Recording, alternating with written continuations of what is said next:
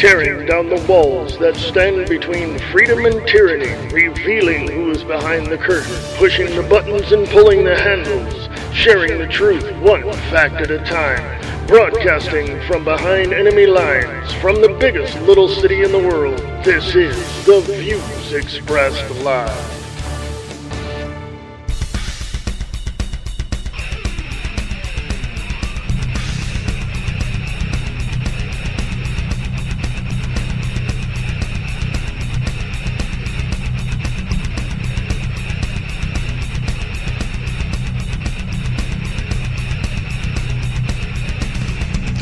Hey folks, how you doing? This is The Views Expressed Live right here on the Free America Radio Network. How are ya? You like that music? I do.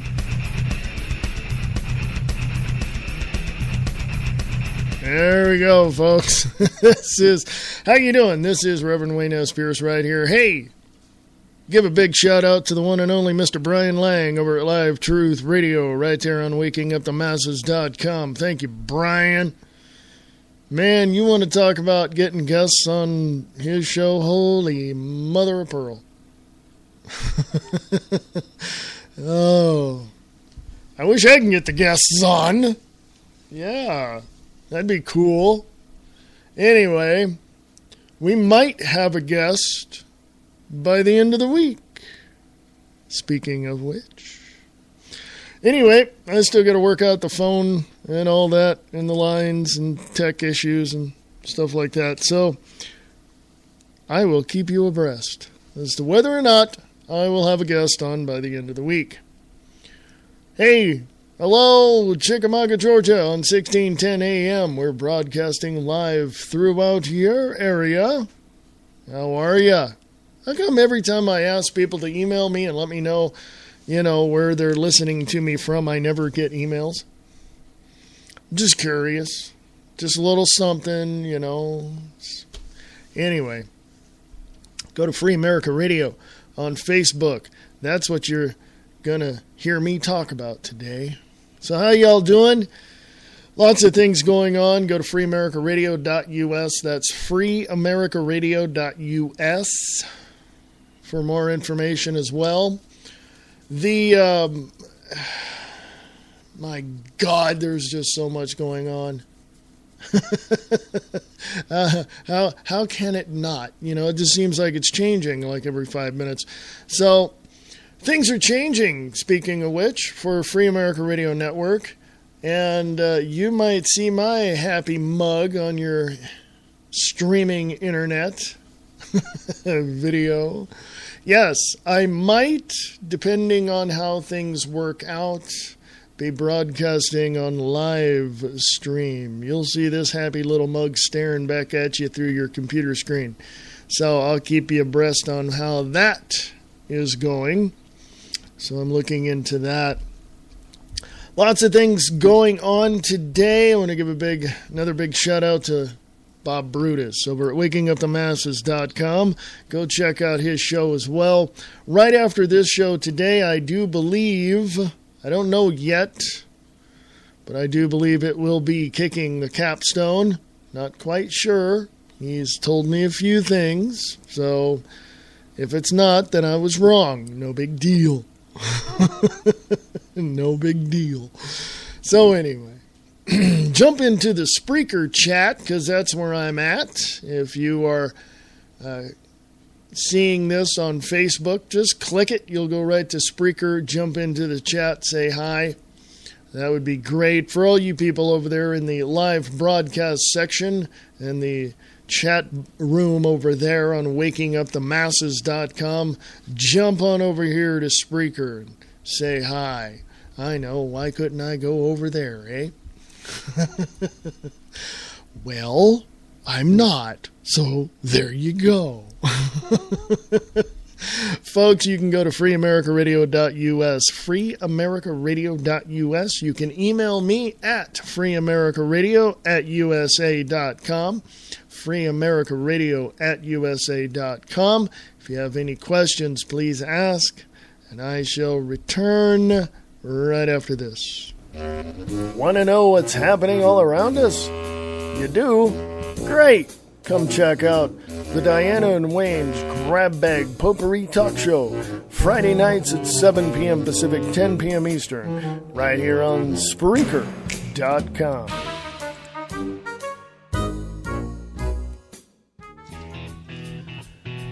Have a nice trip. See you next fall. Attending their daughter's wedding in South Africa promised to be a vacation of a lifetime. But first, they had to face the treacherous gauntlet known as modern-day travel. Waiting for them on the other side of the world are an honest-to-goodness safari with amorous lions and elephants with anger issues, a life-affirming visit to a South African school, and an anxious bride and groom standing patiently at the airport with a sign that reads, "What took you so long?" The answers lie within the pages of Please Hold Thumbs, a not-so-round trip to South Africa, a true tale of turbulence and triumph from travel mug Scott Cherney, author of Red Asphalt.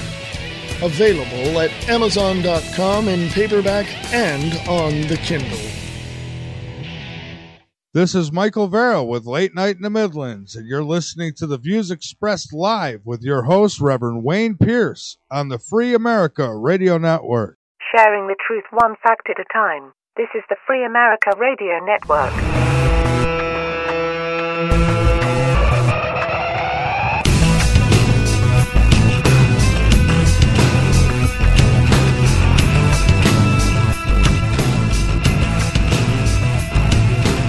Hey folks, this is the Free America Radio Network, and this is the Views Expressed live, Monday through Friday, 4 p.m. Pacific, 7 p.m. Eastern, right here on freeamericaradio.us, and also on wakingupthemasses.com, and Spreaker.com, and on 1610 AM, broadcasting throughout the Chickamauga, Georgia area.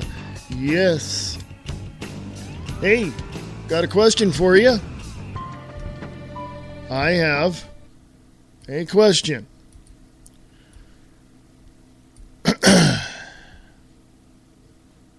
When you look at this whole issue, now I've heard some issues about the birth certificate, about Joe Arpaio, and how, there's some word behind the scenes saying that they're going to blow the roof off the White House with the information that I heard.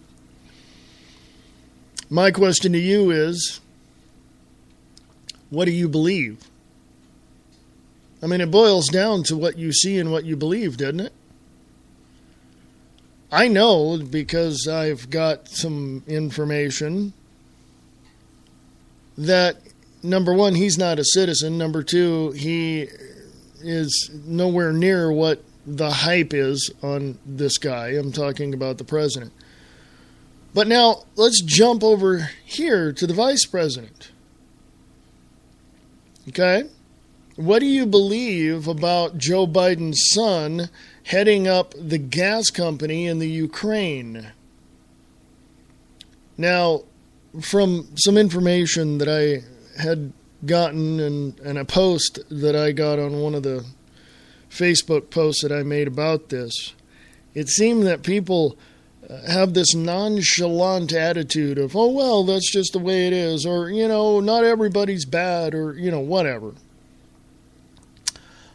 Can you say connect the dots? Because if Joe Biden's son, Joe Biden being the vice president of the United States, is head of a gas company in the Ukraine that Russia tried to go into and is in, and now that in Kiev and in Crimea is totally Russian, and Kiev is kind of on the fence at this moment, I think.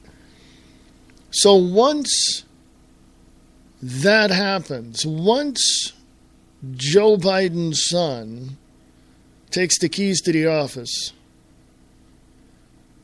what do you think's going to happen? What do you think is going to happen? What do you believe? And it's real simple. We believe what we can interpret and we interpret what we can understand in comparison to other things. But we have to learn what that thing is, do we not? So to break it down in more of a, hot dog potato chip type of fashion,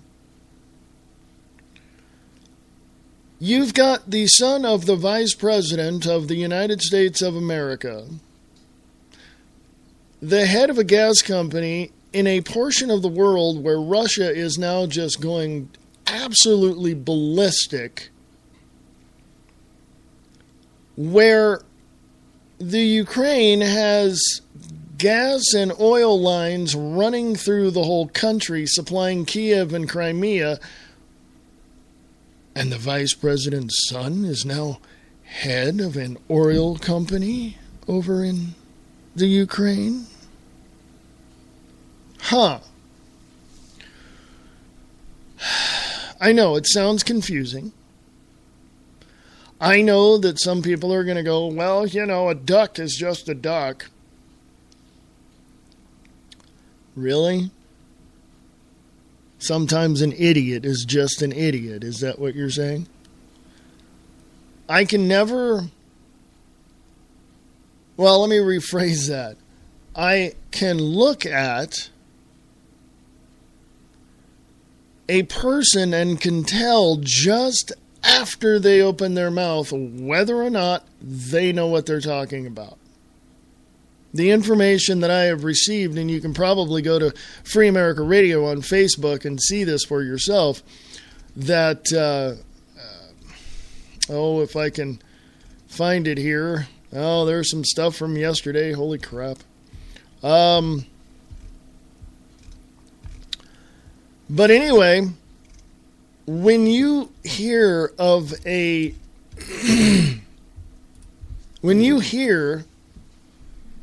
prominent person such as the Vice President of the United States and his son being, having become the head of, this oil company, and you know that the oil is coming out of Russia and going to that area, and you know that China on the other side of that has some investments in the Ukraine and the United States and the Middle East, and there's all sorts of trading going on and treaties happening and backhanded bribe dealings going on.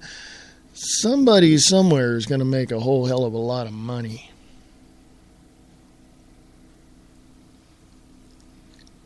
Now, when you put yourself in a position to where you can see this in the whole, area, when you pull back from the Ukraine and look at the whole picture, who do you think is going to have the advantage in that area when Joe Biden's son goes over there? Okay?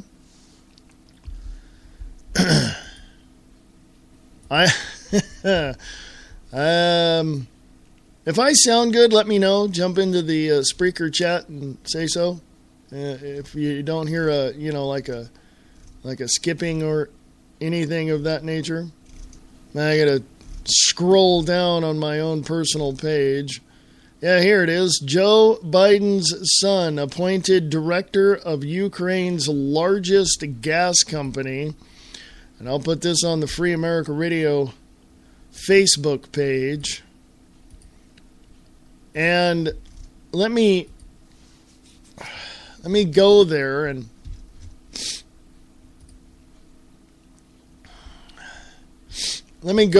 read this to you. Let me go to Free America Radio on Facebook and read this to you.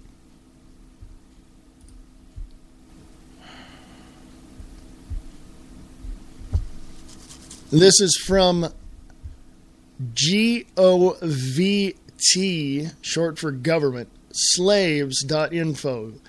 govtslaves.info. Joe Biden's son appointed legal director of Ukraine's largest gas company. Legal director. Nothing strange there, right? Burisma Holdings, Ukraine's largest private gas producer, has expanded edits board of directors by bringing Mr. R. Hunter Biden as new director. R. Hunter Biden will be in charge of the holdings legal unit and will provide support for the company among international organizations. On his new appointment, he commented, quote, Bursema's track record of innovation and industry leadership in the field of natural gas means that it can be a strong driver of a strong economy in the Ukraine. As a new member of the board, I believe that my assistance in consulting the company on matters of transparency, corporate governance, and responsibility, international expansion, and other priorities will contribute to the economy and benefit of the people of the Ukraine, unquote. The chairman of the board of directors of Burisma, or is it Burisma, I think? Burisma Holdings, Mr. Alan Apter, noted, quote, the company's strategy is aimed at the strongest concentration of professional staff and the introduction of best corporate practices, and we're delighted that Mr. Biden is joining us to help us achieve these goals, unquote. R. Hunter Biden is a counsel to Bowie, Schiller, and Flexner, LLP, a national law firm based in New York, USA, which served in cases including Bush versus Gore and U.S. versus Microsoft. He is one of the co-founders and managing partners of an investment advisory company, Rosemont Seneca Partners. Go to your favorite search engine, folks, namely startpage.com, and look that up. Rosemont Seneca Partners, as well as chairman of the board of Rosemont Seneca Advisors.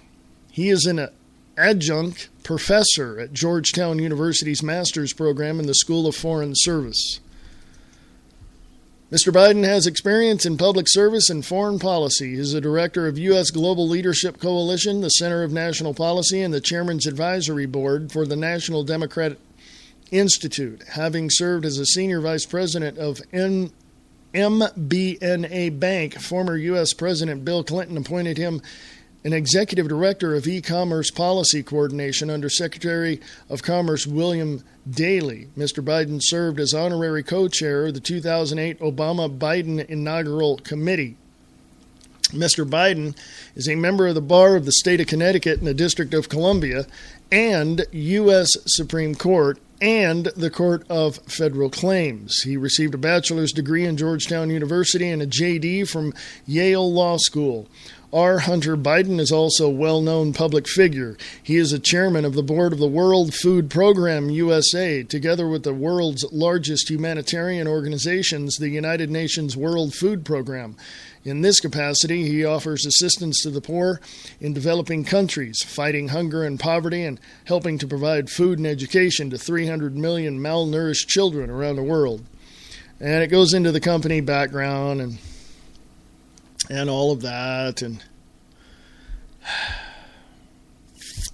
how did this man become or be a part of this company? I don't think it's so much how. I think it's a case of why. Look at who he is. R. Hunter Biden. Now, tell me, and you know, I'm not reading in anything into this, folks. I read you the article. There it is. You can go to Free America Radio and look at it yourself.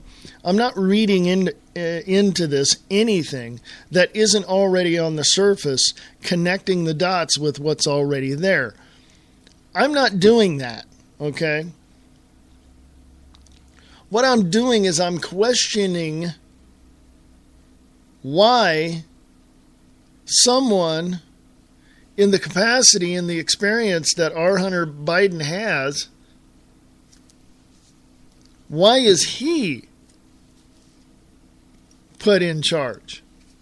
Or why is he put on, in the position that he has? Wasn't someone else more qualified? Wasn't somebody else able to do it. You know, I'm not questioning his integrity. I'm not questioning his experience. I'm just saying, wasn't there someone else with not such a prominent family able to take the position? And why is it? I mean, did you read his background? Did you hear his background? Biden has experience in public service and foreign policy. It's not a red flag, folks. He's the director of the U.S. Global Leadership Coalition. Okay. Kudos. The Center of National Policy. All right. The Chairman's Advisory Board of the National Democratic Institute. Okay. Having served as Senior Vice President of NBNA Bank, former U.S. President Bill Clinton appointed him an Executive Director of E-Commerce Policy Coordination. That's a long title. Executive Director of E-Commerce Policy Coordination under Secretary of Commerce William Daley. Mr. Biden served as honorary co-chair of the 2008 Obama-Biden inaugural committee. But also look at this, folks. He's a member of the Bar of the State of Connecticut and the District of Columbia, the U.S. Supreme Court, the Court of Federal Claims. He went to Georgetown University and Yale Law School. Must have worked hard to get to where he's at, eh?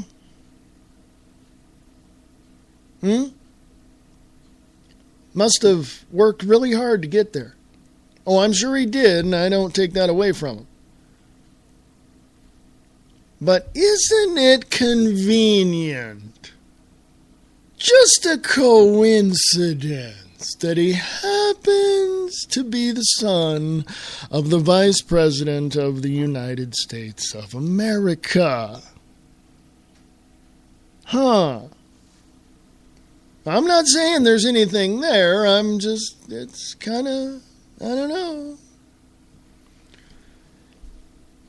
Give it a couple of years, I have a distinct feeling our Hunter Biden will be running for Congress. Look at his pedigree. Anyway, let's steer clear of that.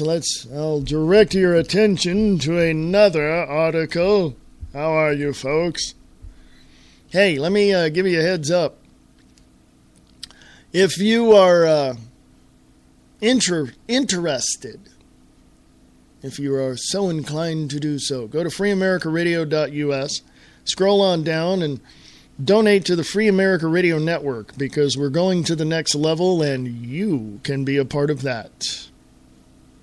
So do what you can, if you can, and thank you. Appreciate it. Don't let me, talk about that. I know some people, let me a little side note here before I go on. Some people, have said, and I've heard this in their asking people to donate. I've seen figures as well that people will donate when they want to, not when someone, basically says, hey, I need you to do this. And that's why I say, hey, if you can, you can. If you can't, no big deal. But going to the next level that's what I want to do, and you can be a part of that. And it's going straight into the Free America Radio Network to get us to the next level. Servers cost money, folks. Websites cost a few bucks. I'm planning, hopefully, cross my fingers, by the end of the summer, hopefully, if things go well, I'm planning on recreating the website. And right now I updated it. I upgraded the background and all that. Got it looking a little bit better. But I'm going to go the next level. And, it's just something that has to be done once in a great while. And since Free America Radio Network is going to the next level, as I said, you can be a part of that. So, I mean, if you're able to, you're able to. If you want to sponsor, if you want to have advertising running on Free America Radio Network, all you got to do is email me, freeamericaradio@usa.com, freeamericaradio@usa.com. Hey, we'll work something out. Yeah. So there you go. Ask me anything you like. No questions off limits. If I don't know, I'll tell you I don't know. Go to Free America Radio on Facebook. PoliceStateUSA.com. Town bans act of charity because it undercuts need for government agencies. Yeah. Yeah. The government does not like competition. People who, quote, want to perform acts of kindness or charity must coordinate with our local social service agencies. Daytona Beach, Florida. A charitable couple that devotes weekly time to feeding the homeless and hungry have been slapped with a matching $375 fines as recognition for their acts of kindness. The town and the county are deploying police to forcefully stop and punish people who privately feed the homeless because it reduces the need for government-run social services. The couple behind the project is Chico and Debbie Jimenez, a middle-aged Christian couple that has devoted their time to feed the downtrodden every Wednesday in Manatee Island Park in Daytona Beach. Debbie, 52, is a retired auto parts store manager, and Chico, 60, is a retired construction manager. The couple both left their jobs a year ago to devote themselves fully to their ministry called Spreading the Word Without Saying a Word. The Jimenezes used the Book of Matthew as inspiration during their extensive feeding efforts. Jesus said, "For I was hungry, and you gave me something to eat. I was thirsty, and you gave me something to drink. I was a stranger, and you invited me in. I needed clothes, and you clothed me. I was sick, and you looked after me. I was in prison, and you came to visit me. Truly I tell you, whatever you did for one of the least of these brothers and sisters of mine, you did for me." Matthew 35, verses 34 through 40. After a year of service, their efforts were abruptly squashed by the government in May of 2014 when 5 police officers were sent to shut down their ministry. The officers, quote-unquote, made no bones about it. According to the Jimenezes, everyone responsible for feeding the homeless would be punished to the full extent of the law. Chico and Debbie Jimenez, along with 4 volunteers, were each given second-degree misdemeanors. The penalty of unauthorized charity is a $375 fine imposed on every volunteer. One of the volunteers was a wheelchair-bound man who had recently escaped homelessness. As an additional slap in the face, police handed out multiple parking tickets to the organizers. In total, police dumped $2,238 in fines on the peaceful volunteers. Additionally, all members involved were permanently banned from the park. If any should return, they will be arrested for trespassing on public property, no less. The right of peaceably assemble has been declared null and void for charity workers. Quote unquote, you've got to have permits, the officers insisted. No, you don't.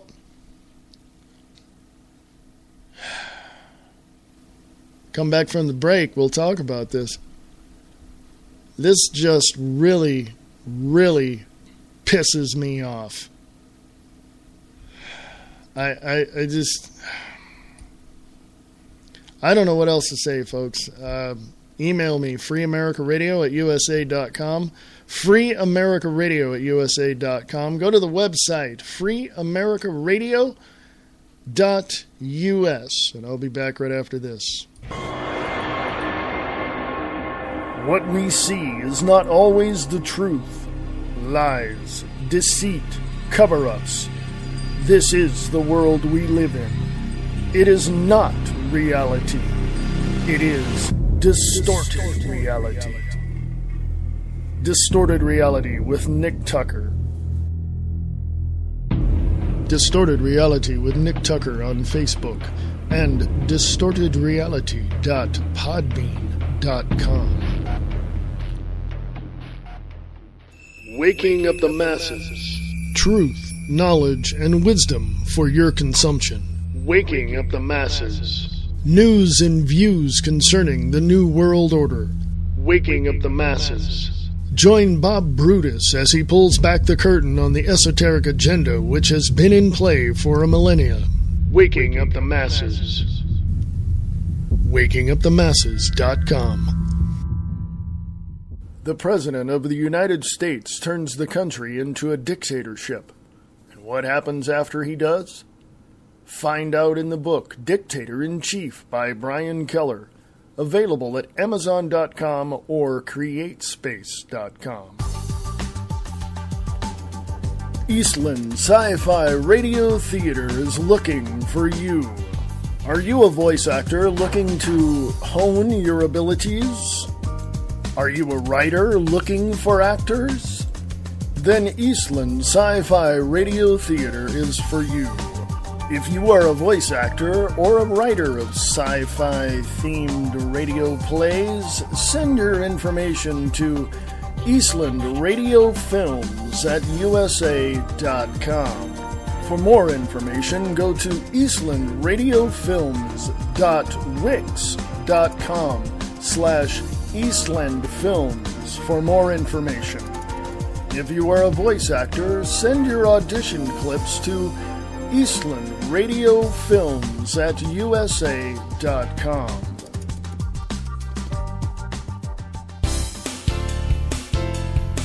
What is there to do on a Friday night? Why not listen to Diana and Wayne's Grab Bag Potpourri Talk Show, 8 p.m. Pacific, 11 p.m. Eastern, on Spreaker.com.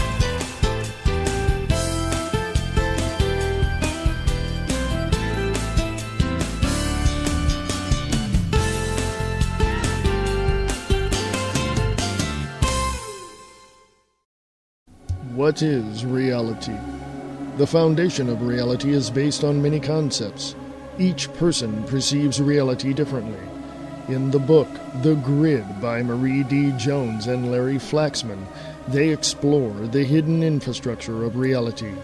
Get your copy today at Barnes & Noble and Amazon.com.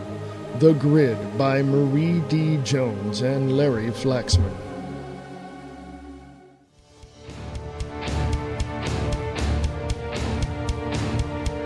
Tearing down the walls that stand between freedom and tyranny, revealing who is behind the curtain, pushing the buttons and pulling the handles, sharing the truth one fact at a time, broadcasting from behind enemy lines, from the biggest little city in the world. This is The Views Expressed Live.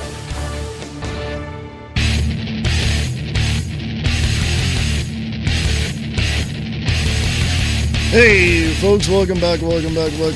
Yes, this is The Views Expressed Live right here on the Free America Radio Network, also broadcasting live on WakingUpTheMasses.com and at 1610 a.m. in the Chickamauga, Georgia area, and as always, broadcasting live on Spreaker.com.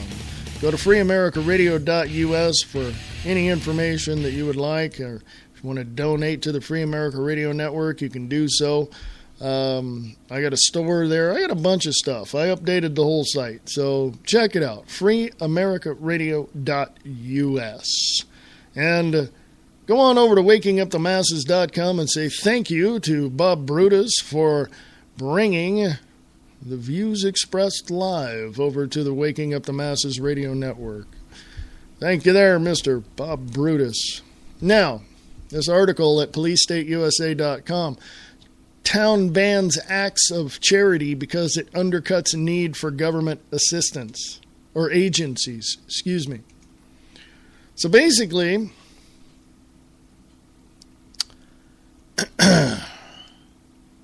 The police handed out fines to a couple named Chico and Debbie Jimenez, and they're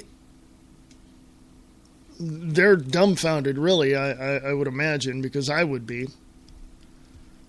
Chico and Debbie Jimenez, along with 4 other volunteers, were given each second-degree misdemeanors. The penalty for unauthorized charity is a $375 fine imposed on every volunteer.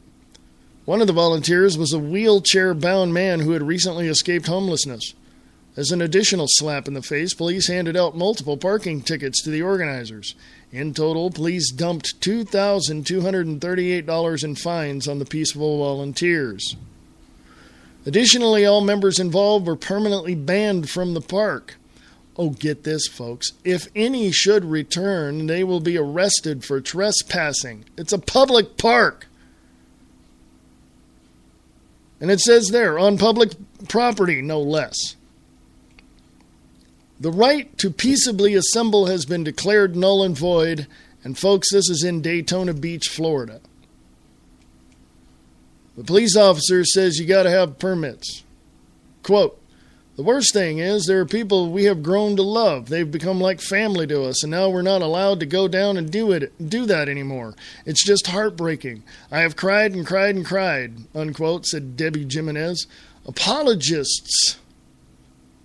Hold on to that word, folks. Apologists for the government repression argue that not all of the homeless people are mannerly or clean while in the park. Not unexpectedly, some homeless people have mental issues, substance abuse problems, and histories with the police. Apparently, that negates their ability to enjoy the park with the rest of the public. The government's solution is banning the charity workers outright and punishing everyone instead of focusing on individual problems. Quote, we as a city have spent millions of dollars to turn that park into a place for families, kids, and dog lovers, unquote, said Daytona Beach Police Chief Mike Chitwood to NBC. Quote, we have an ordinance that says when people want to perform acts of kindness or charity that they must coordinate with our local social service agencies, unquote.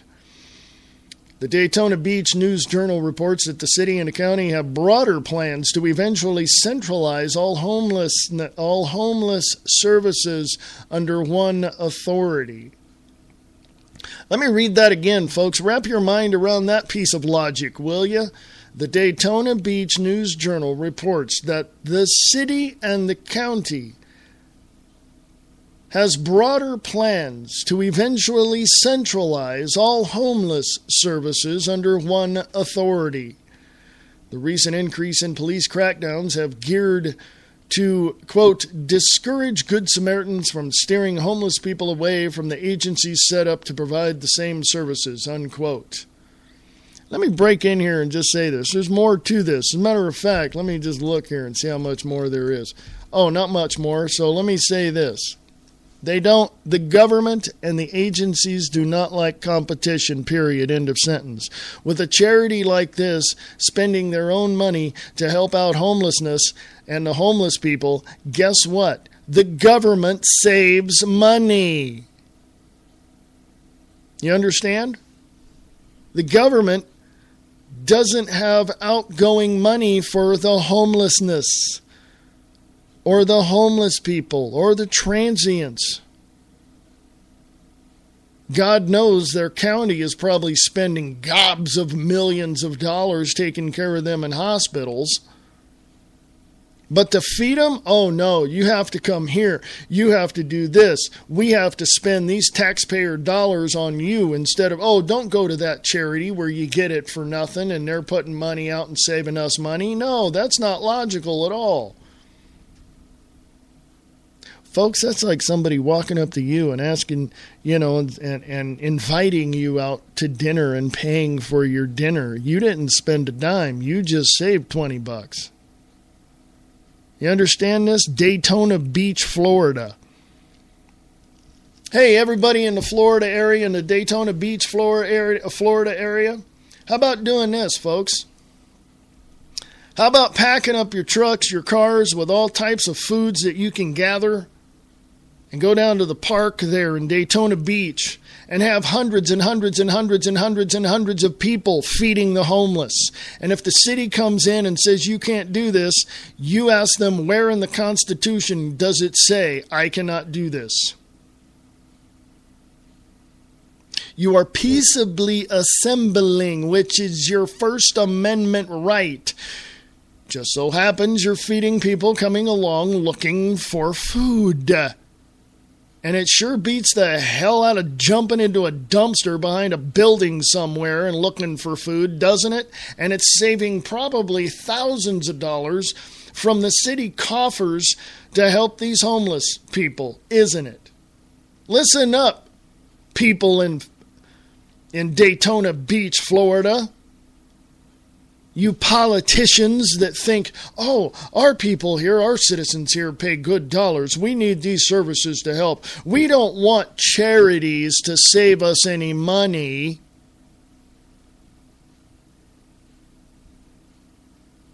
Listen up, you morons. The less money you spend on these homeless people, the less money that comes out of your pocket, the more money can go to other things. Do you understand me there? I was going to say a word, but I'm not going to say it now. And this goes true. This is true with every city that has parks that feed homeless people, that has areas that feed homeless people.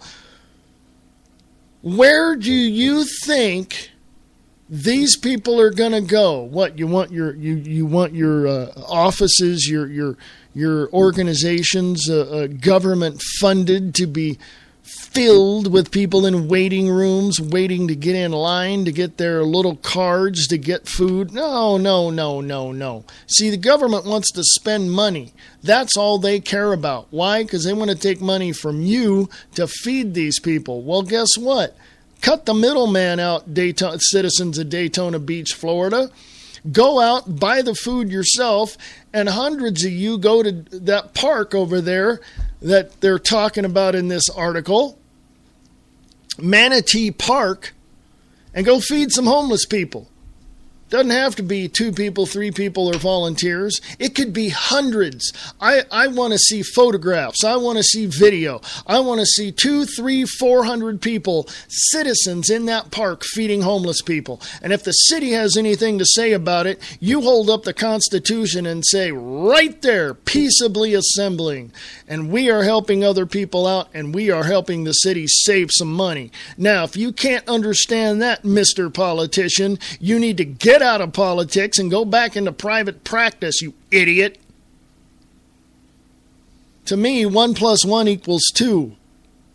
And 2 - 1 = 1. Do you understand me there, Mr. Politician? These volunteers, these ministries are saving you money.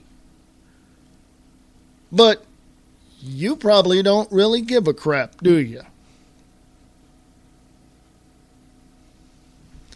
I'll tell you something else, and I've seen video and photographs from Daytona Beach with Department of Homeland Security, Federal Protective Service, police on the streets. Why? Why? Bottom line is, you got a ministry in Daytona Beach, Florida, feeding the homeless. It's going to get shut down by the government because they don't like competition. That's what it is. Well, we need to do it right. We need to make sure the food is okay. Don't you think, Mr. Politician in Daytona Beach, city council politicians in Daytona Beach, Florida, don't you think the average person, moms and dads, understand food safety? Do you think we're that freaking stupid, you idiot? Yeah, I'm calling you names because you're freaking idiots. Only because you hate competition and only because you want to spend taxpayer dollars. The ministries are saving you money by feeding the homeless so you won't have to fork out of your coffers any money to help these people out. But no, that's too freaking logical for you people down there in Daytona Beach, Florida. The politicians, not the citizens. The citizens are doing right, so I exclude them. You just, you politicians down there better get your head out of your ass and start thinking right. You people have no brains whatsoever.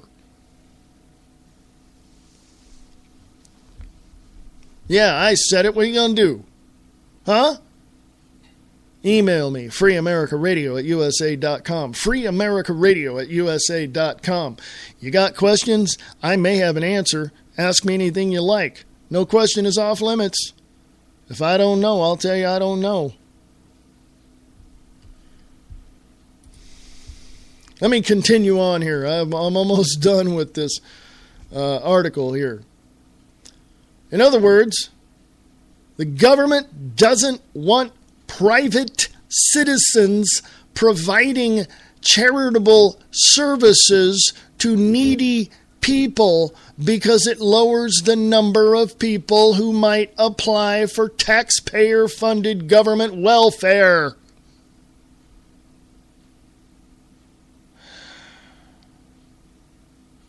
There you go.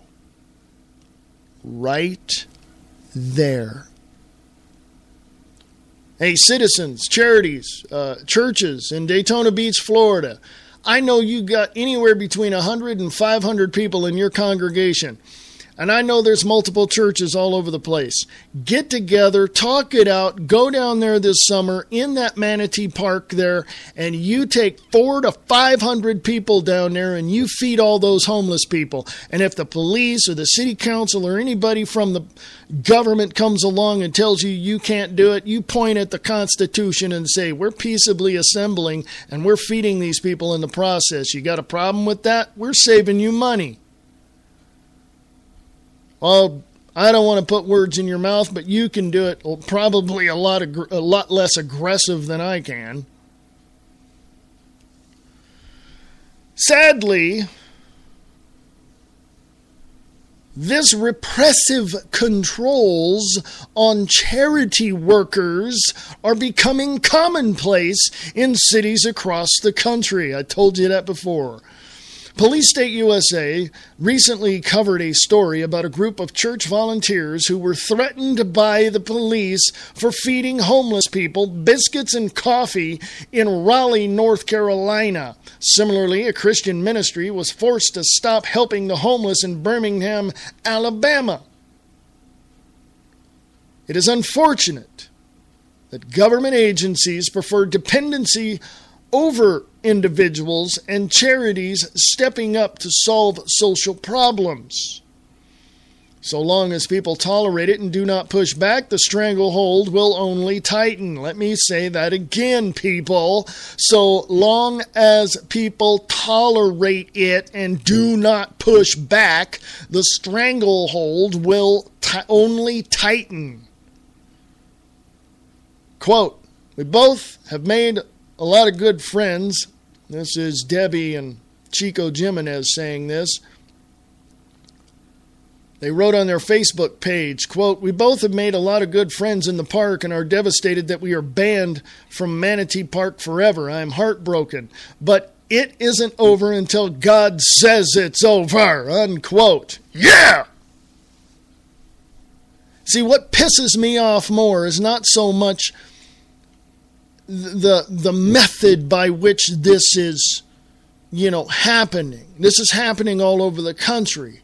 I'm pissed off at the government telling me, telling you, telling your ministry that they can't do their job. What is their job? Ministering to the poor, feeding the poor, helping the sick. This is what I'm pissed off about. I'm going to tell all you politicians in Daytona Beach, Florida right now, I pray to God he has mercy on your souls.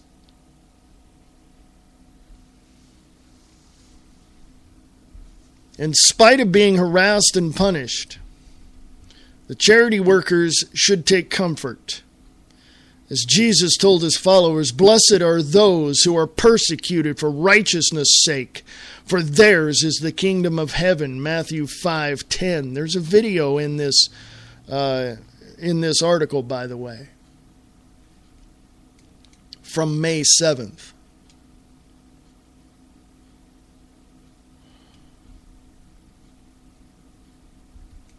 I don't know. Here's a comment from someone. And they said, "I'd rather ban government agencies and voluntarily help people instead of being forced to do so under threat of being killed or locked in a cage."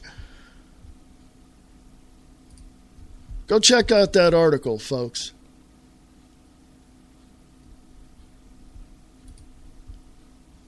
Go to Free America Radio on Facebook. I put up 3 pictures. A little while ago, a few hours ago, I got word that various people,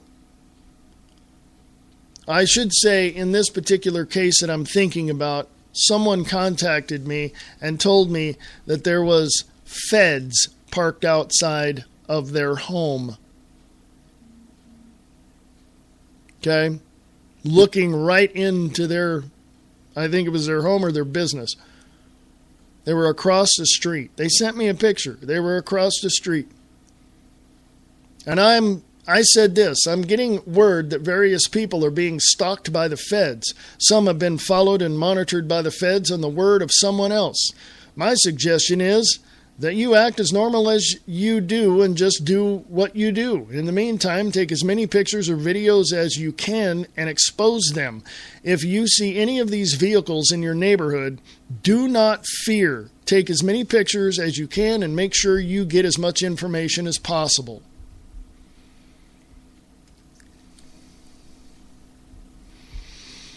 What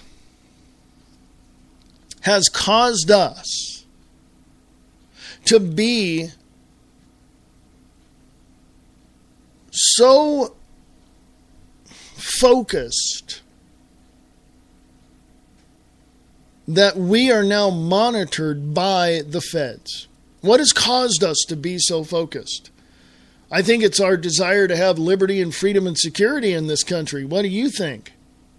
I think our desire to be free and to get the government out of everything that we do except to protect the borders is something that we want.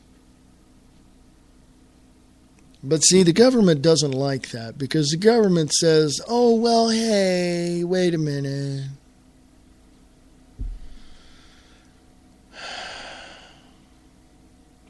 Folks, I find it incredibly hard to keep my composure sometimes. And I'm sitting here remembering that article I just read. And I got to tell you something. That makes me want to fly down there and go punch somebody in the face. But I can't do that. Not because I don't want to, just because I can't do that, okay? I have a message to all of you politicians in Daytona Beach, Florida. All of you people. City council, county board of supervisors, mayor, whatever. I've got a message for you. 4 words. Karma is a bitch. I'm just saying. Okay, I'm just putting it out there, all right? The universe knows what you're doing.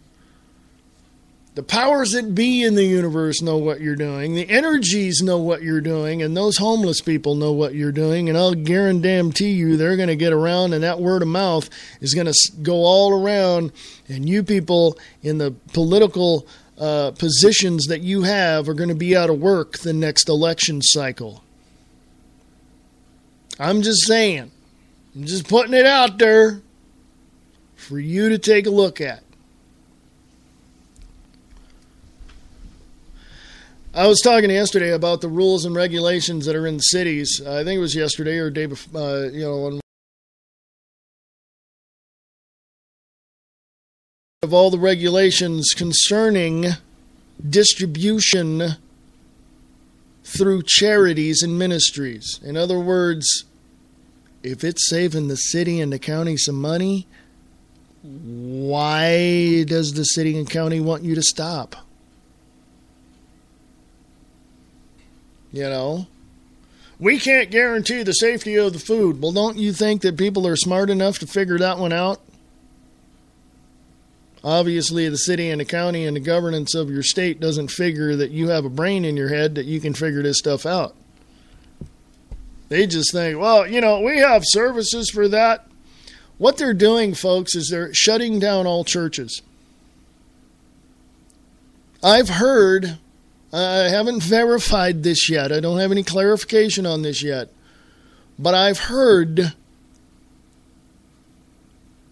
and you heard it there in the article, you probably read it, that the government is going to come along and say, you can't do that anymore. You can't do this anymore. You can't, go over here into this, and do this. You can't do that. They're shutting down, slowly but surely, the outreaches in these churches. Why? Once you shut down charity, what do you have? You have a government that can come into your church and preach about the system. By the way, have you seen the Russian Orthodox Church in Moscow? Do you know what they do? Did you know that in a corporation, which America is, you cannot have a religion based upon following your own conscience? It's based upon what the corporation wants you to believe. Think about it. Think about it for a minute. Okay?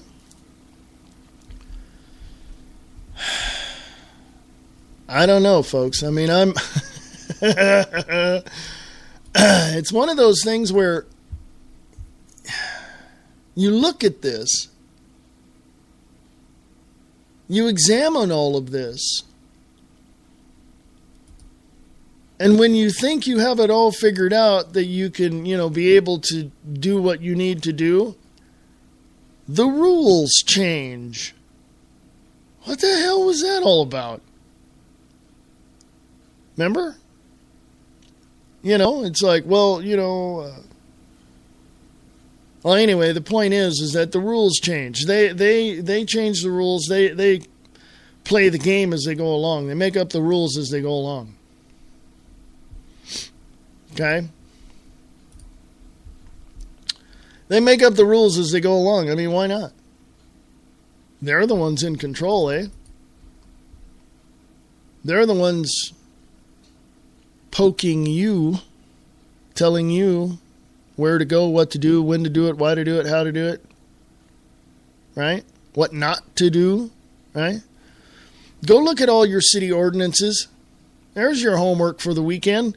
Go check out all your city ordinances. You can probably look them up online. Find out how many ordinances are there that are directed in such a way to where you cannot do a thing without either permission from the state or city government, or you have a license, a permission slip, if you will, to conduct business. And then take all those ordinances and ask yourself, are these constitutional? And look those up. So anyway, folks, I got a song here, and Brian Lang plays this on his show as well as another song that he plays. But this one is really, really cool. All right, I like this one.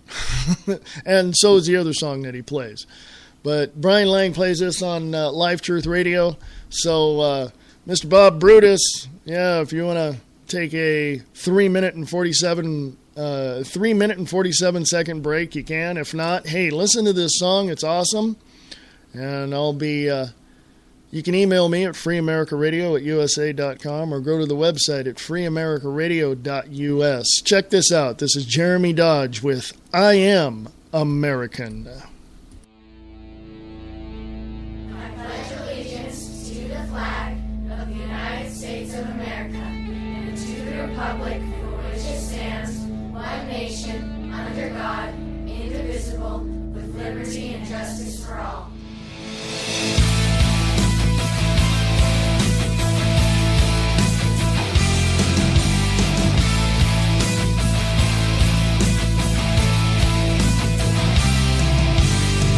Don't label us left or right. Are American. Not looking for a war, but we came to fight. Are American. Somebody's gotta stand up. Stand up. Somebody's gotta do what's right. We're rising 'cause we're fed up. Got our house in order and got yours in sight. I am American, that's what I am, it's what I think and what I do.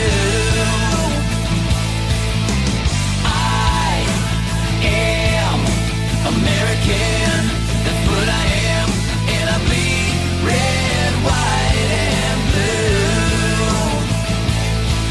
And I bleed red, white, and blue. It's not about it's about what's right. Our American. Taking back our country, come and join the fight. Our American. Somebody's gotta stand up. Stand up. Somebody's gotta do what's right.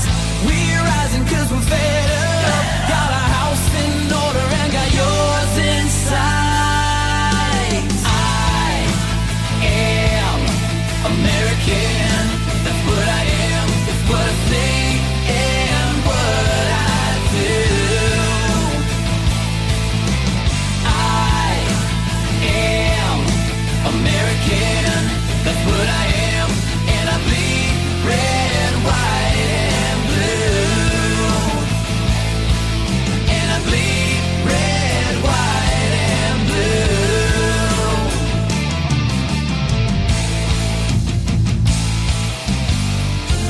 Pledge allegiance to the flag of the United States of America and to the republic for which it stands, one nation under God, indivisible, with liberty and justice for all.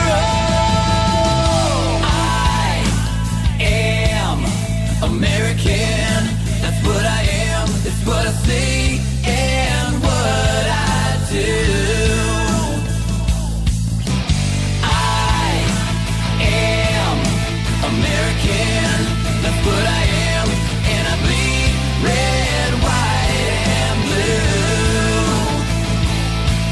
And I bleed red, white, and blue. And I bleed red, white, and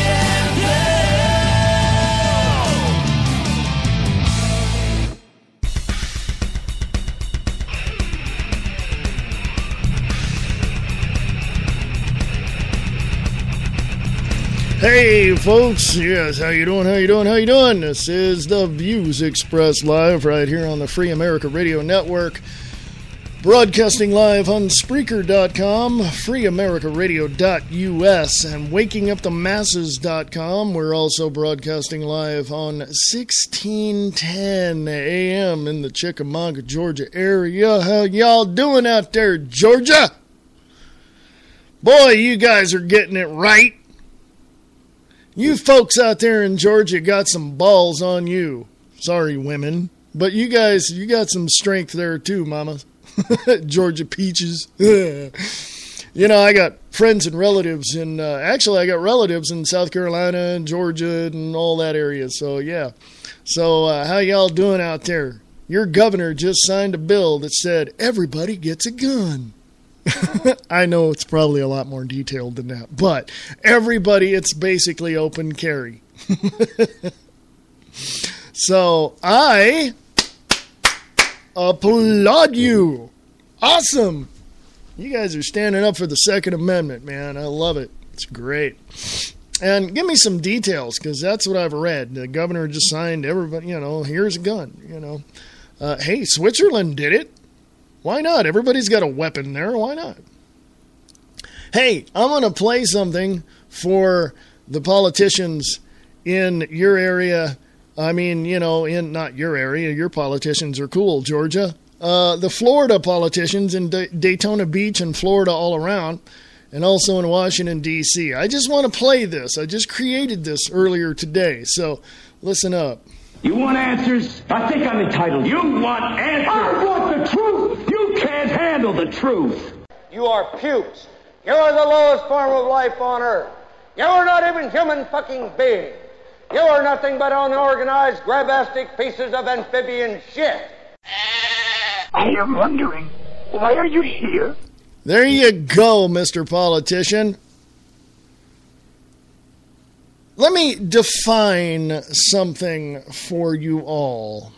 A politician is a person in a position that can, well, let's just say manipulate or work with the politics of what is happening within an organization or administration. That's a politician. Politics is what they call it. Such like, I've got hair on the top of my head. It's called hair. Okay, pretty much, right? What these morons don't realize, and I said it, what these morons don't realize is that there is this piece of paper that protects us and every single right that we have that cannot be taken away because they are inalienable rights or unalienable.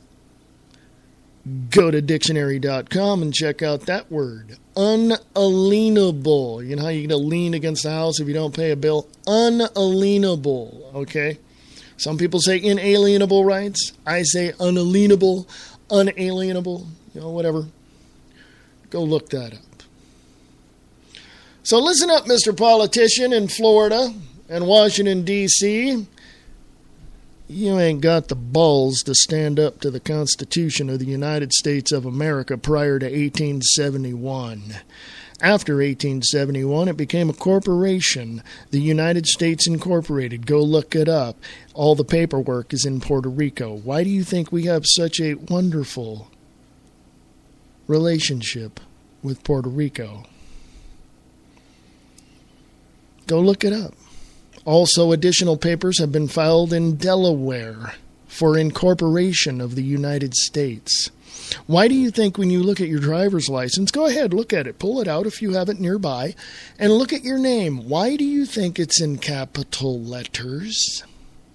Because that signifies you as a corporation or a part of the corporation. In other words, you are slaves.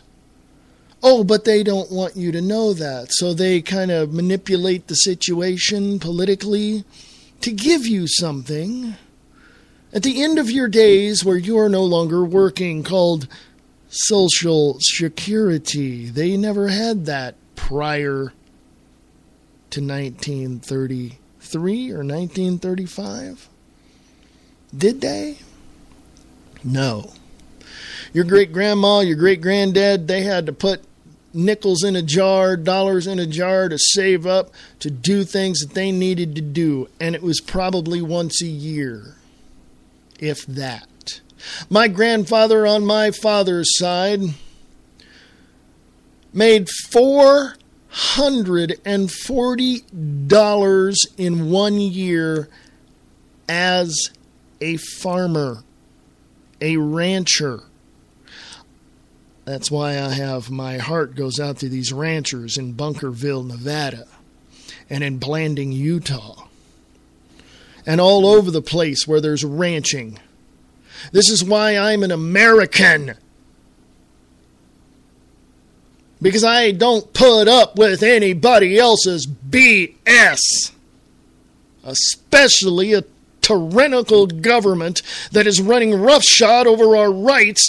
That piece of paper, the Constitution and the Bill of Rights of the United States of America, protects me and you. So all of your ministries that go out to this Manatee Park in Daytona Beach, Florida, take the Constitution with you, a copy of it, I don't care. Big, small, little handbook, doesn't matter.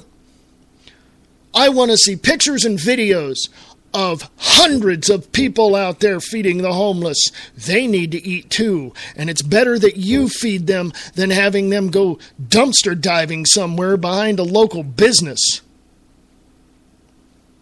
Or going into one of these government assistance programs like SNAP or TANF or something of that nature.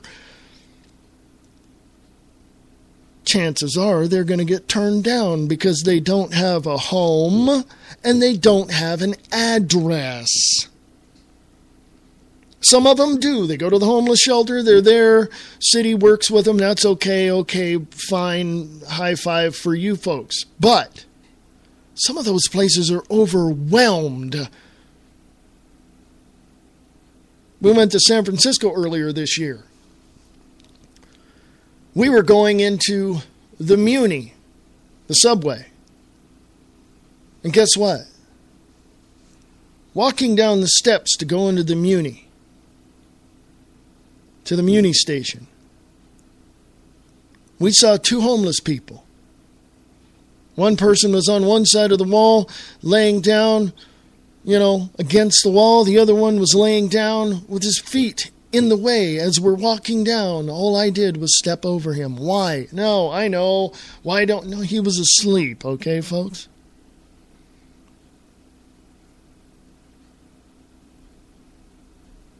If I lived in San Francisco, I would do more. But I would stand up for the people that go to these parks and feed these homeless people. Well, that takes away from the government handouts. That, the government services have that under control. We don't need ministries in our cities handing out food to homeless people because that's what we're here for, taking your tax dollars no matter what and spending it on our, trips and everything else. And, oh, yeah, we feed the homeless. We take in billions of dollars, millions of dollars a year and spend only $1 on the homeless. Yeah, so we're doing our part. No, you're not. Okay? This summer, folks, if you live in the Daytona Beach, Florida area, go to Manatee Park. This summer, coming up, this is already May. Summer's coming up in June. Feed the homeless. And if the city complains about it, have an attorney standing by. As a matter of fact, I'll give you the name of a law organization, a civil rights organization, a constitutional organization, the Rutherford Institute, rutherford.org. Rutherford.org, I believe is what it is. Go look up Rutherford Institute. Or go look up any attorney that is there that can do pro bono work for your ministry. And you tell them if the city comes and, tells us to get out of here, we want some backup.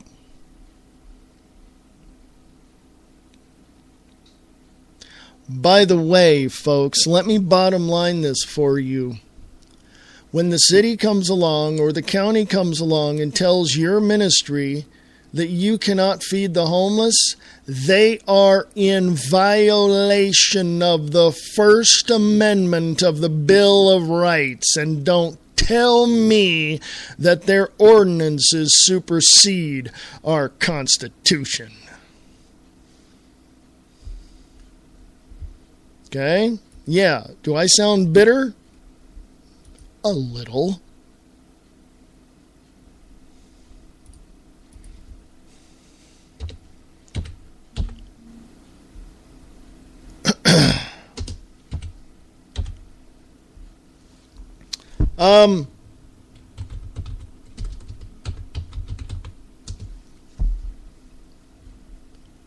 Let me remind you of something, folks. Let me remind you of something, please. The First Amendment of the Bill of Rights of the Constitution of the United States of America says, quote, Congress shall make no law respecting an establishment of religion or prohibiting the free exercise thereof, or abridging the freedom of speech. Chucky Schumer in New York wants to take away your freedom of speech, or of the press. Here's the big one, folks. Or the right of the people to peaceably assemble. Actually, it says, or the right of the people peaceably to assemble and to petition the government for a redress of grievances. The city of Daytona Beach and those ordinances are in direct violation of the First Amendment of the Constitution and the Bill of Rights of the United States of America, and you remind them of that. It's your duty and obligation as a citizen of the United States of America to defend the Constitution against a tyrannical government. Why do you think our founding fathers put the Second Amendment in there?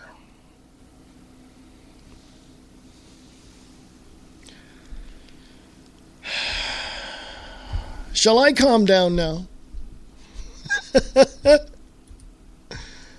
Go to Free America Radio on Facebook. Free America Radio on Facebook. Scroll on down if you'd like. A DNA-based nanosensor that detects cancer by its pH. KurzweilAI.net has that story. The big one from DavidIke.com. Danish police confirm Marriott Hotel site of Bilderberg 2014. Danish police have confirmed that the Marriott Hotel in Copenhagen will be the site of the 2014 Bilderberg meeting of global power brokers. I said this yesterday. Thousands of convicted criminals freed while awaiting deportation proceedings. That's from FoxNews.com. I don't know what else to say, folks. I'm at the point now where anybody that gets up in my face and tells me that I have to follow city ordinances, county ordinances, whatever it is, I'm just going to throw the Constitution in their face and say, no, I don't. And I have this to protect me.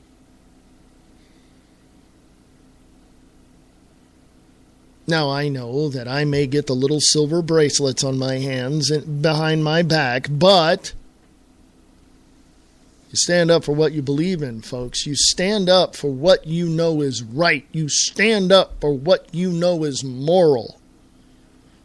And what our government is doing to us, whether it be in the local area or from Washington, D.C., is the most unethical and immoral thing that they are doing. Can I calm down now? If I get started, I'll just be ranting for the next 10 minutes before the break, and you don't want that. You don't deserve that.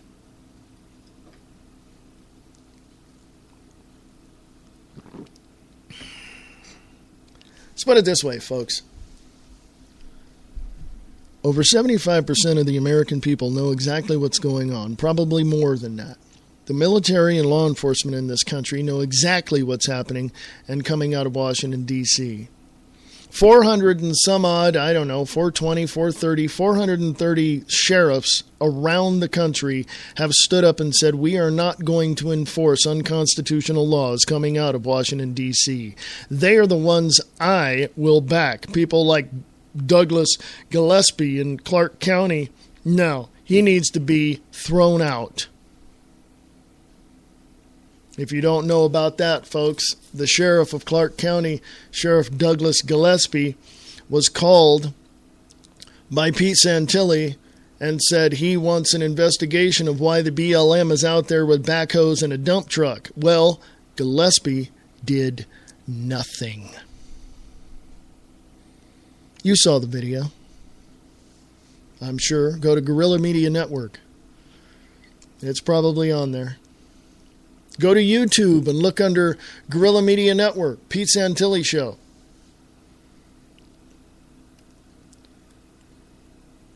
We want constitutional sheriffs in this country because the sheriff is the head law enforcer of the county and can tell the BLM take a hike. The BLM, some politicians in Washington, D.C., the good ones, the ones that have a heart really and a soul still, have said, why is the BLM armed? Why are they dressed up like they're going to go to war in Afghanistan? They don't need all that firepower. They don't need the MRAPs. They don't need the AR-15s. They don't need any of that. What they need is two things, as far as I'm concerned.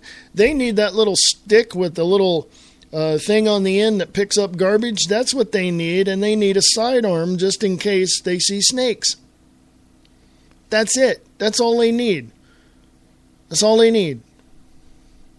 That's it. They don't need all that firepower. And now the FBI out in Bunkerville is going to Bunkerville to investigate each and every single one of those people out there. And MSNBC is calling them, on the Ed Show, the one person he interviewed, is calling them separatists. Huh. Isn't that kind of odd? That a militia, a citizen's militia that has the right to be under the protections of the Constitution, and they are constitutional, folks, go check it out, are now looked upon by the system, the tyrannical Marxist system in Washington, D.C., as separatists. Huh. Interesting. Do you think that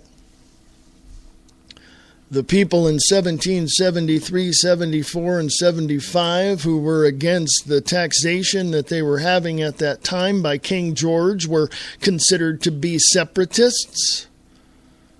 Huh. You know, you can see references about any of what's going on in our world and our country from movies. Remember The Revenge of the Sith, Star Wars? How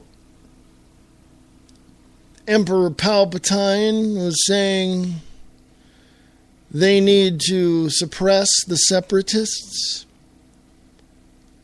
No. These people were doing what was right. He created the wars, the false flag events all over the place to get these. Do you see what is happening? Do you see what is happening? Do you understand it? Is it unfolding in front of you? If not, let me plainly say this. For you hot dogs and potato chip types of folks out there, your government is nothing but a tyranny. We are in a police state. This is the North American Union.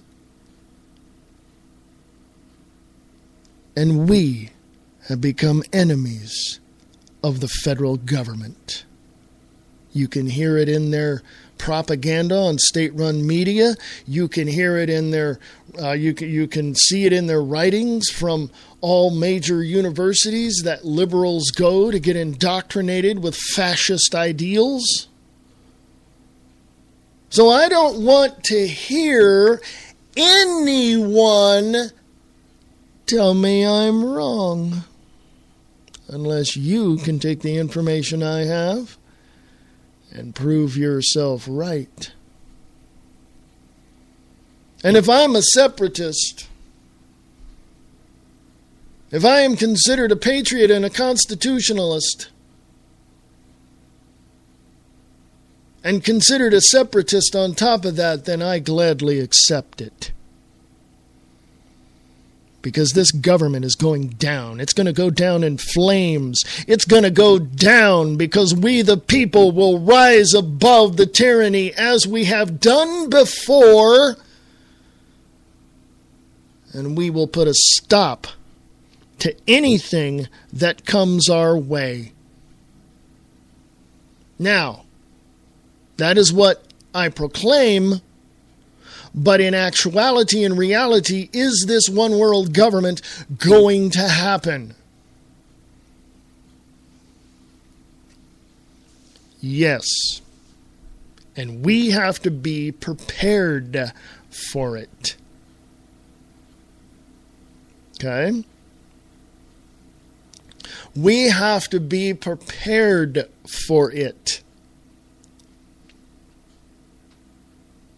And if some of you are just sitting around and haven't exercised or got on that stationary bike or that treadmill in the other room of your house, I think it's about time you consider it.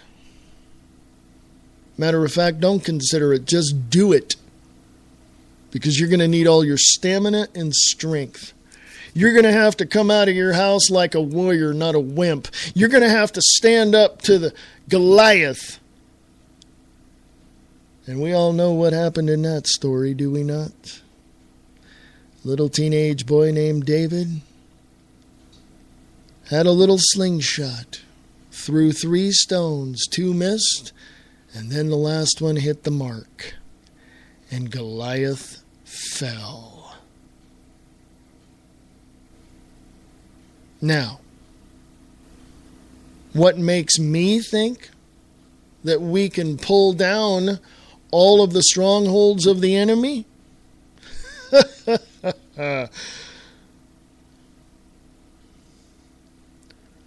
me tell you something, politicians that are out there thinking that you're all part of the system and everything's going to be fine and you're going to be saved at the end of the day. No, your system is going to chew you up and spit you out. But let me tell you something, politicians. We the people have one thing on our side, and that is the principles of liberty. And backing that up is the power of God Almighty. And let me tell you something, you Luciferian worshiping pieces of crap.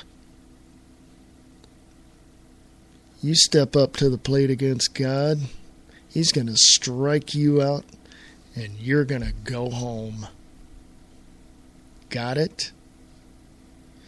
So I would suggest that if you're planning on doing something, you better do it now. And that's both the politicians and we the people.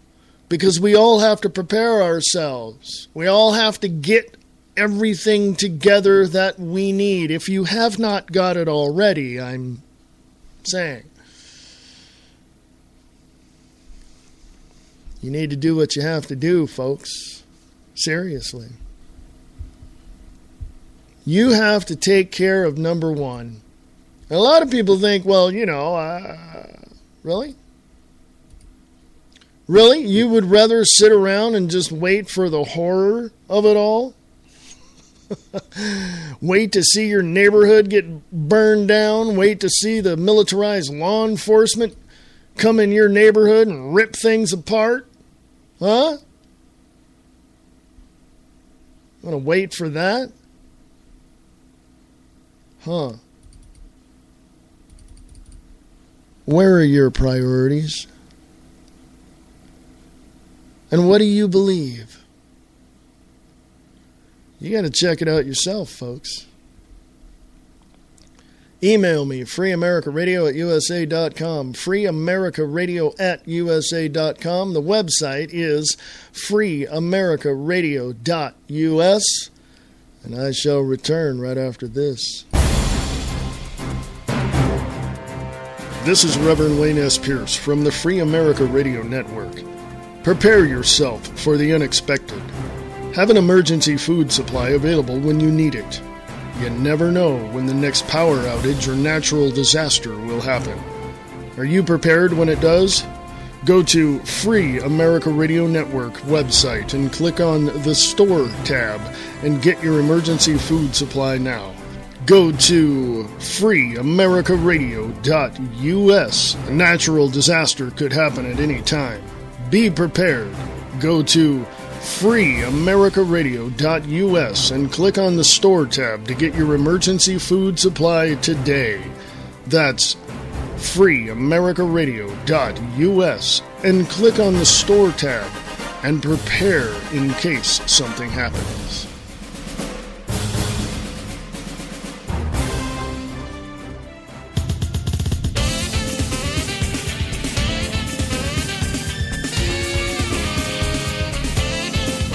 Listen to the Diana and Wayne's Grab Bag Potpourri Talk Show, Friday nights at 8 p.m. Pacific, 11 p.m. Eastern, right here on Spreaker.com.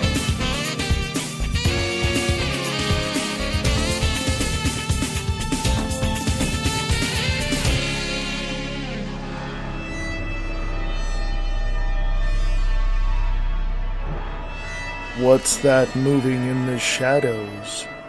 Claranormal Talk Radio with your host, Steve Hembry, right here on RadioKahuna.com.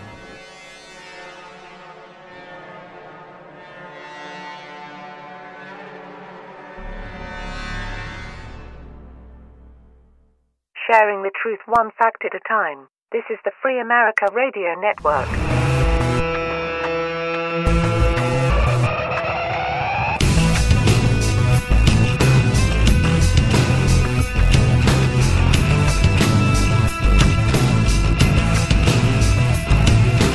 Hey folks, how you doing? This is the Free America Radio Network. This is the Views Expressed Live. Go to freeamericaradio.us, click on the emergency food supply link up top, and get all your emergency food supplies today. And you'll be helping out Free America Radio Network. Yes, we're getting to the next level, folks. We're moving on up. We're just getting out, man. So help out Free America Radio Network by going to freeamericaradio.us and going to the emergency food supply link and get everything you need right there. Hey, folks. Wrapping up the show in 28 minutes. I want to hear from you. Every time I say that, I never get emails. So please email me, freeamericaradio@usa.com, freeamericaradio@usa.com. freeamericaradio@usa.com. Go to Free America Radio on Facebook. I want to highlight something I talked about yesterday. And I want you to understand, well, a couple of things. I've got time for a couple of things here. First of all, from 21stCenturyWire.com, Jewish hate groups carry out quote-unquote price tag attacks on Christians in Israel. Although reported by the Israeli press, this disturbing trend was initially ignored by the U.S. and European media, but following the announcement of a papal visit to the Holy Land, some U.S. press outlets have begun to mention this incredibly embarrassing development. Much to the dismay of Israelis and the powerful Jewish lobby in Washington, D.C., let that sink in for a minute, folks. The U.S. State Department have been issuing travel warnings now regarding extremist, quote-unquote, Jewish hate groups In Israel, AFP reports how Israelis are angry that such warnings have been posted on the U.S. government website. Quote, Israeli police on Thursday challenged Washington's inclusion of Jewish extremist hate attacks on Palestinians in a global terror report, saying such incidences could not be likened to military attacks. In other words, the two are different.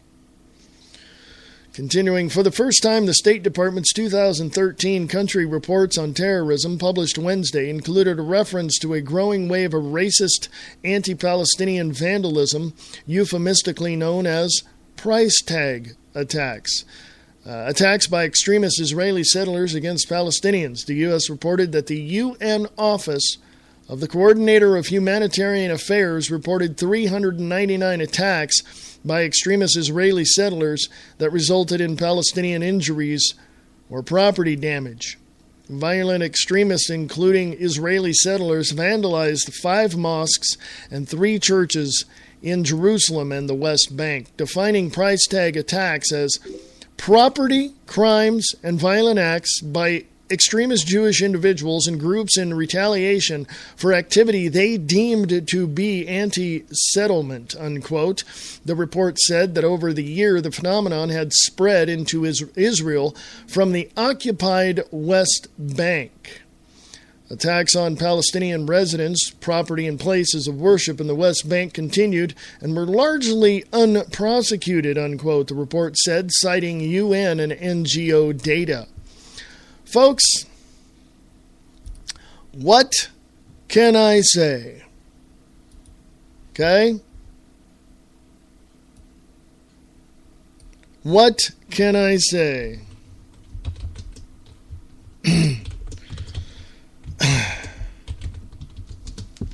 Now, I've always wanted to go to Israel. I've always wanted to go to see what it's like, talk to the people. You know, just see the sights, you know. I think it's a very interesting place. It's historical. I'd love to go there. But how safe would I be?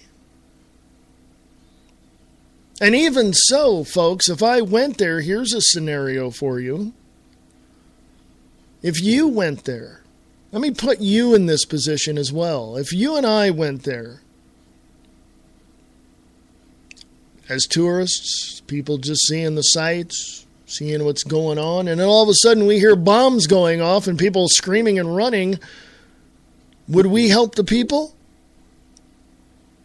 Would we look at the military, the Israeli military, and start helping them?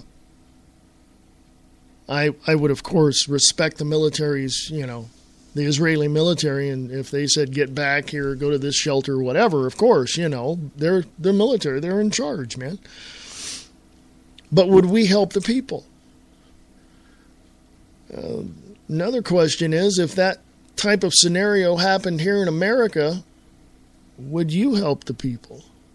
Would I help the people? Would our community come together as a whole and help each other out?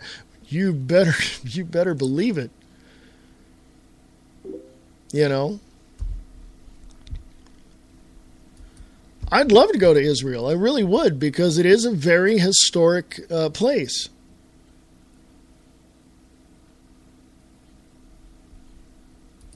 Very historic place. It's got a lot of history. You know? I'd love to go to Galilee, or I'd love to go to the places that Jesus walked around or the apostles walked, or I'd love it. Some people say the Bible is a myth. Well, some archaeologists have come to the conclusion that it was probably more embellished than anything else, but chances are certain things had happened, you know? And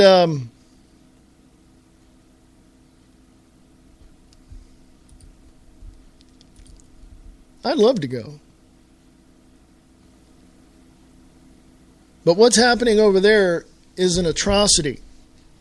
Because when you look at the history, and I've mentioned this on previous episodes, when you look at the history of the Palestinian people and you look at the current inhabitants of Israel,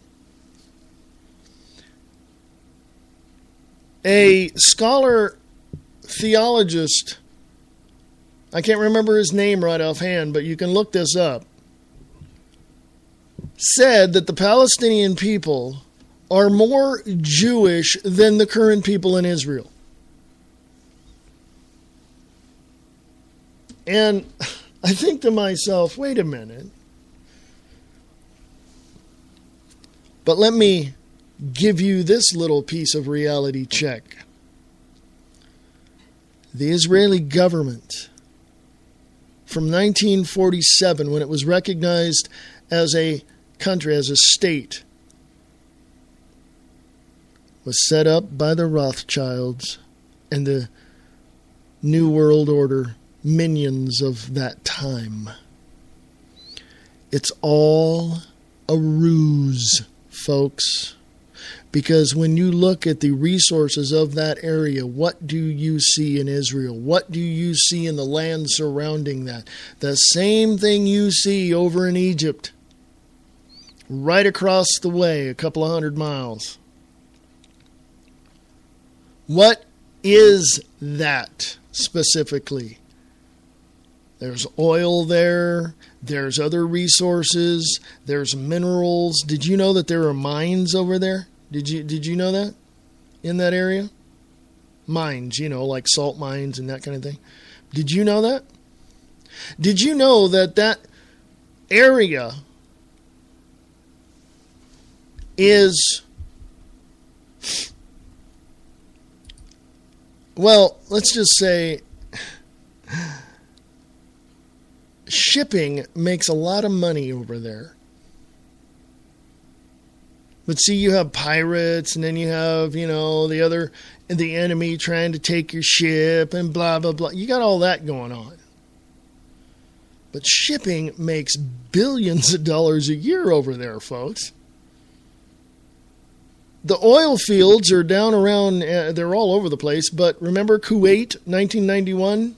We spent 55 days over there. That was all a ruse as well. Yeah, Daddy Bush made a whole bunch of money on that one. Uh-huh.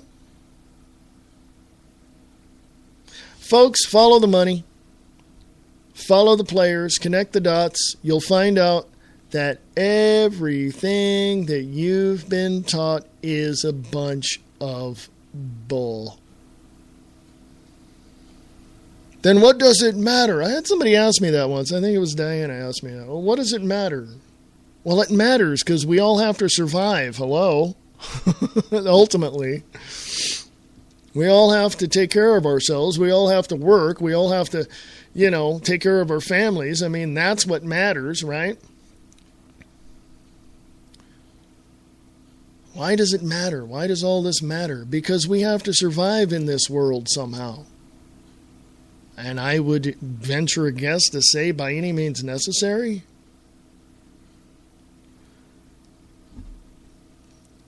Every battle that the United States has gone overseas to fight has been fought for no other reason except for the resources that the powers that be and the elites will get from that battle. That's all. Has nothing to do with anything except for that. Why do you think America and the military-industrial complex, in association with other allies that we have gone and occupied other countries? Because resources. Benjamin Netanyahu, the Prime Minister of Israel, is pissed off at Obama, and I don't blame him. I don't blame him at all. I'd like to shake his hand if I ever met that man. Here's something else, folks. Something else you need to be aware of, because I I do believe it's very, very important. From conspiracywatch.org. That's conspiracy-watch.org. This was written by Tom Redderbush. Thank you, Tom. May 10th, 2014. Massive troop and war vehicle movements reported by citizens all across America. Thousands of heavy war vehicles are being moved across America. There's a photo there, and it says, the photo above is just one example of pictures being taken by concerned citizens across the entire U.S. of massive troop movements. This particular picture shows a lineup of U.S. military armored vehicles on the Huey P. Long Bridge over the Mississippi River in Jefferson Parish, Louisiana. Hey, folks in Louisiana, if you hear this or if you know of anyone in Jefferson Parish, Louisiana, if they got pictures or videos, please send that to me, freeamericaradio@usa.com, freeamericaradio@usa.com, or if you know somebody there, have them send it to you and send it to me. Forward it to me. Continuing, it shows a huge number of military vehicles being transported towards New Orleans. Where are all those armored vehicles headed? What are they planning to do with them? That is a lot of firepower. Yes, folks, look at the picture. Okay? That doesn't mean anything. Folks, they look brand freaking new. Do you understand me now? This comes just days after multiple sightings of black helicopters throughout the United States. The video below has attracted plenty of attention, and with its 1.2 million views to date, plenty of outrage. Clyde Lewis, a veteran radio host, has had multiple callers report military movements seen in both Portland and Oregon City, Oregon. In the last 2 months alone, there have been dozens of reports of suspicious troop movements all across the country, from no-fly zones to military train convoys in Washington to convoys along the Tennessee-Kentucky border. Hello, folks, down there. And let me just put it out. This all points bulletin to people out in Chickamauga, Georgia area and the surrounding areas. If you see anything, trains with military vehicles or Humvees or MRAPs or anything in your nearby area, please take a picture of it and send it to freeamericaradio@usa.com, freeamericaradio@usa.com. From no-fly zones to military train convoys in Washington to convoys along the Tennessee-Kentucky border, all the way to military personnel in fatigues seen in white vans in Arkansas City, reports of suspicious domestic troop movement skyrocketed. Considering the fact that 20,000 troops have been openly trained to take on the American people in the event of a large-scale terror attack or economic collapse, the hundreds of extra troop movements that have been documented in the last 2 months could be more than simple exercises. At the same time that these military movements are being documented, the Congress and corporate media have fearmongered over the supposed debt ceiling crisis to the point where they are actually able to come to a compromise that included completely unconstitutional super Congress. This so-called super Congress will include 6 Republicans and 6 Democrats who, along with the president, will have total control. It has even been announced that members of Congress who voted against the debt ceiling compromise will not be considered for a position within the super Congress.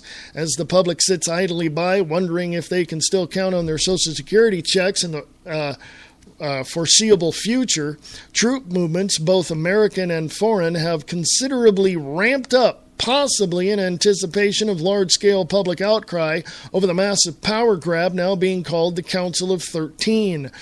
Other possible reasons for the massive movement of military equipment throughout the U.S. are earth changes, plans for another Middle East war or Libya ground invasion, normal training exercises, and anticipation of a massive terror attack. Now, I want to point out something to you.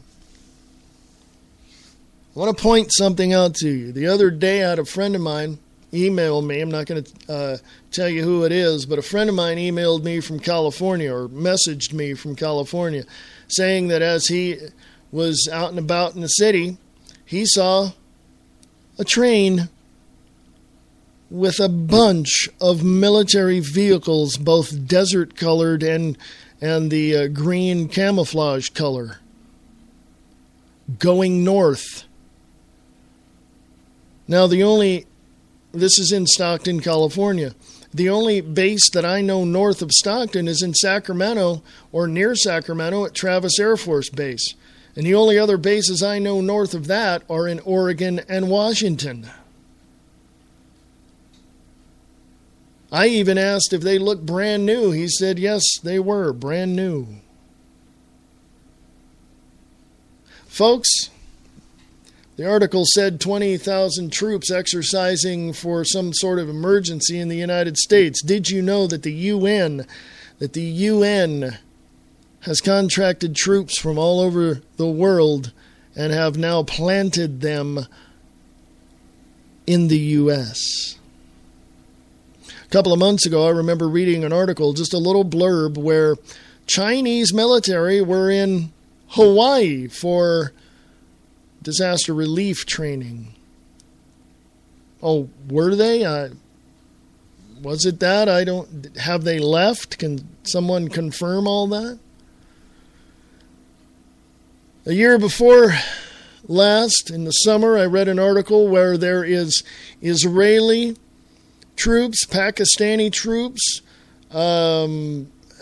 German troops, Mexican troops, Canadian troops, Chinese troops, all on U.S. soil. Are they training for something? By the way, evidence has come out. Evidence, I haven't confirmed this yet, but it is evidence from a source that said that there are terrorist cells and training camps in the U.S. Okay? I just had somebody today tell me that there were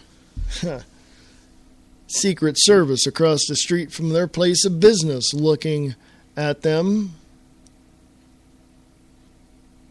Why? I don't know. Not like this person has had anything to say about the tyrannical government at any time whatsoever on their Facebook page, nor would they have any reason to unless there was something that had to be said. Yeah, Secret Service. I gotta put it out here, folks. I have to put it out here. If you are a patriot, according to the Washington, D.C. bureaucrats and demagogues, if you are a patriot, a constitutionalist, or a libertarian, you are now an enemy of the state. You are a separatist, according to one of the reports on MSNBC, one of the guests that Ed Schultz had on his show.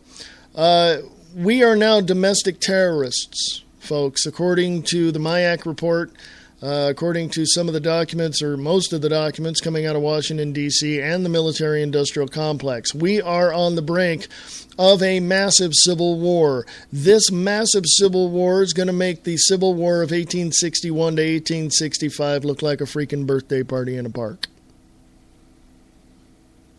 It's going to look like a pinochle game in your living room. Oh, by the way, you can't do that anymore either. You can't have people over gathering in your home. No church groups, no barbecues, no nothing. Yeah, in Kentucky, in a county in Kentucky, they said that.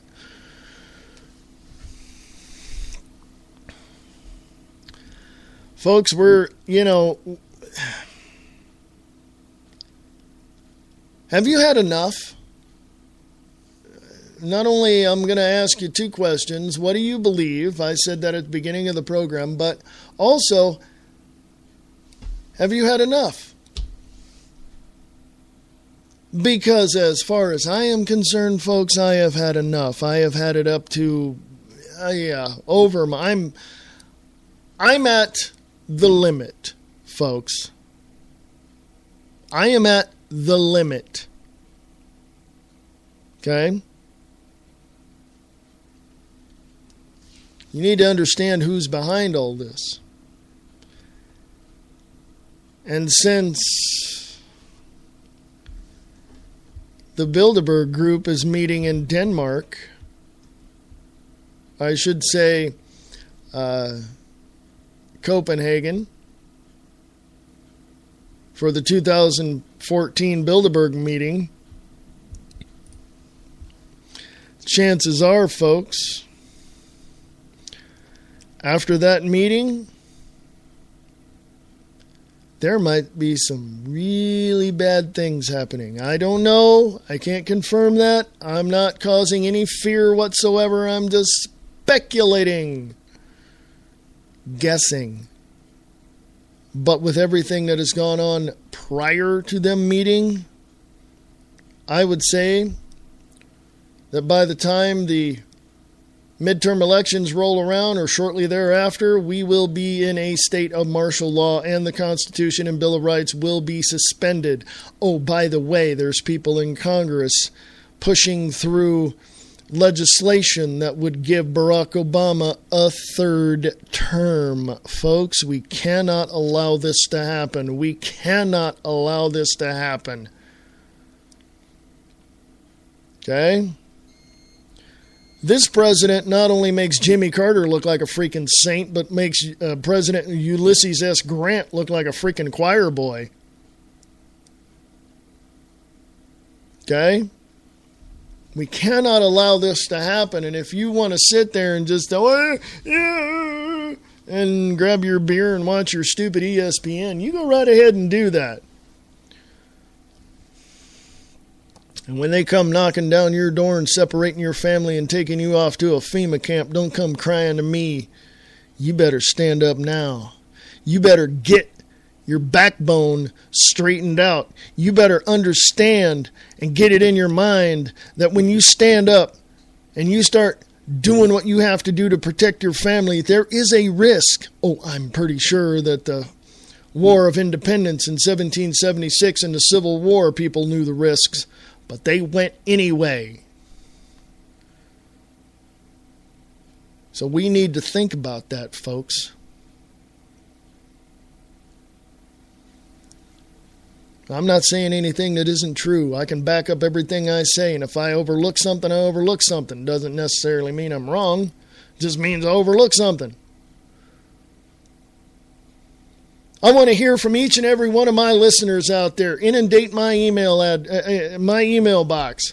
freeamericaradio@usa.com. freeamericaradio@usa.com. One more time. freeamericaradio@usa.com. Go to the website, freeamericaradio.us. Check it out. Donate, because Free America Radio Network is going to the next level, and we're going to need some help doing that.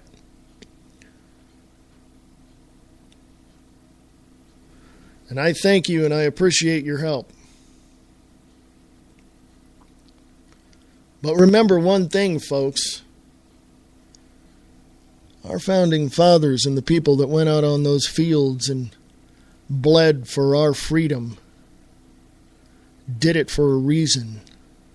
Do you want to look back in history and examine what they did and think, oh my God, they did it in vain?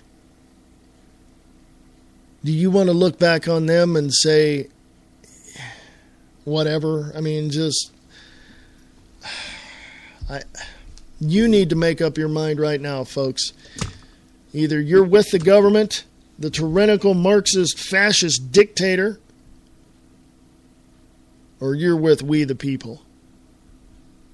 If you're with we the people, it's time to take a stand. It's time to take a stand right now, today, the 13th of May, 2014. And I'll tell you what, folks, I'll stand with you. I'll stand with you. Let's do it, folks. You people in Daytona Beach, Florida, hundreds and hundreds of people need to get out in that Manatee Park and open up your boxes of food and feed them homeless people. And if the city has anything to say about it, you tell them to get lost. It's your right to assemble. Peaceably assemble. Remember, folks, I'm here Monday through Friday, 4 p.m. Pacific, 7 p.m. Eastern. Right here on the Free America Radio Network, broadcasting on wakingupthemasses.com, on 1610 a.m. in the Chickamauga, Georgia area, and, of course, on freeamericaradio.us. We, the people, have the power, for we are America!